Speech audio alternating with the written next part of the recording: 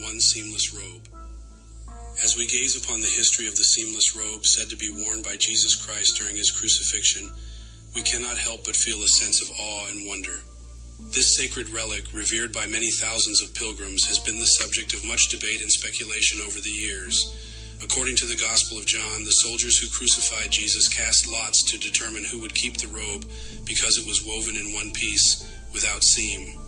This seamless coat is said to have been preserved to the present day and is displayed in the cathedral at Treves, on the river Moselle in the Rhineland of Germany. Legend has it that Helena, mother of Constantine the Great, discovered the seamless robe in the Holy Land in the year 327 or 328. The robe was later demanded to be seen by Emperor Maximilian I, who arranged for it to be exhibited for pilgrims to view. However, the story takes a dramatic turn when in 1793, the parish priest, fearing that the robe would be destroyed in the French Revolution, cut it into pieces and hid them in separate places. Only 4 of the pieces remain, and they were moved to the present church of Argenteuil in 1895. As we marvel at the mysteries of history and the religious artifacts that have survived for centuries, we must also remember that the true power of these relics lies not in their physical form, but in the faith and belief that they inspire. Whether or not this seamless robe truly belonged to Jesus, it has undoubtedly served as a powerful symbol of hope and devotion for man. 2 Crown of Thorns. The biblical crown of thorns is a powerful symbol of suffering and sacrifice, representing the torturous ordeal that Jesus Christ endured during his crucifixion. While the exact details of the crown's construction and origin are unclear, the object has become a significant religious relic, drawing thousands of pilgrims and tourists each year to see it in person. According to some accounts, the crown of thorns was made from a plant known as the Christ thorn jujube, which grows in the Middle East and can reach heights of up to 30 feet. The thorns of this plant are long, sharp, and extremely painful, making them a fitting choice for a symbol of Christ's suffering. It was lost for centuries after the sack of Constantinople in 1204, only to be rediscovered in the 13th century by King Louis IX of France. Louis IX was so moved by the relic that he built the Sainte-Chapelle in Paris to house it, which is still standing to this day. Despite its significance to Christians, the crown of thorns has faced a number of challenges throughout history. During the French Revolution, it was stolen from the Sainte-Chapelle and briefly held by the government before being returned to the church. Today, it remains on display in Paris, where visitors can see the twisted, gnarled thorns that once encircled the head of the Son of God. As we contemplate the crown of thorns, we are reminded of the power of symbols to convey deep meaning and evoke profound emotions. 3.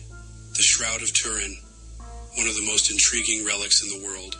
It is a length of linen cloth that bears the faint negative image of a man. Some believe that the man depicted in the image is Jesus of Nazareth, and that the cloth is the very burial shroud in which he was wrapped after his crucifixion. The shroud is made of flax fibrils and is woven in a 3-to-1 herringbone twill. Its most distinctive characteristic is the faint brownish image of a front and back view of a man with his hands folded across his body. The image appears to be of a man with a beard, mustache, and shoulder-length hair, and is in a straw yellow color. One of the most intriguing things about the shroud is the presence of reddish-brown stains on the cloth. These stains correlate with the wounds in the biblical description of the crucifixion of Jesus. The shroud has had a tumultuous history. It was damaged in a fire in 1532 in the chapel in Chambéry, France. A drop of molten silver from the reliquary produced a mark through the layers of the folded cloth. The shroud was first photographed in 1898 at an exhibition.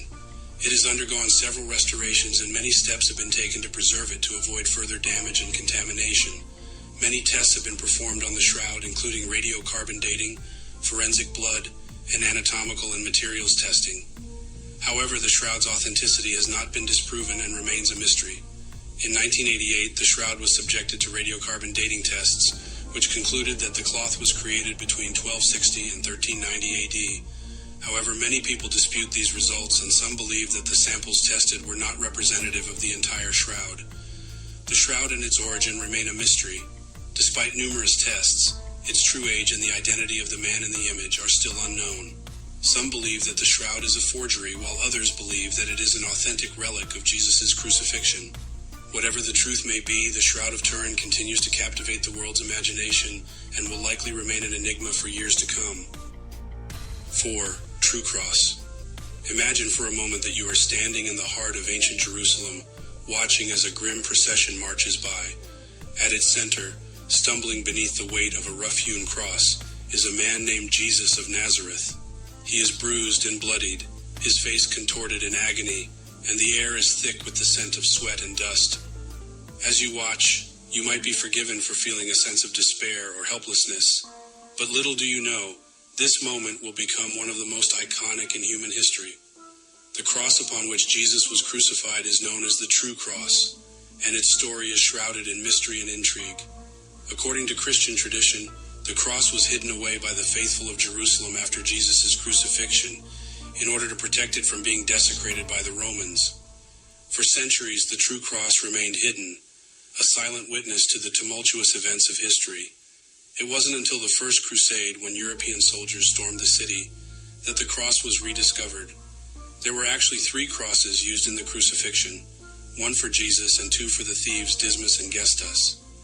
It wasn't until the inscription "King of the Jews" was found above Jesus' head that the true cross was identified. As with many religious artifacts, the true cross has been the subject of forgery and deception over the years. Traveling merchants in the Middle Ages were known to create fake relics to sell to pilgrims, and many people today claim to own fragments of the true cross. But even with all the controversy and speculation surrounding the true cross, its significance to the Christian faith remains undiminished.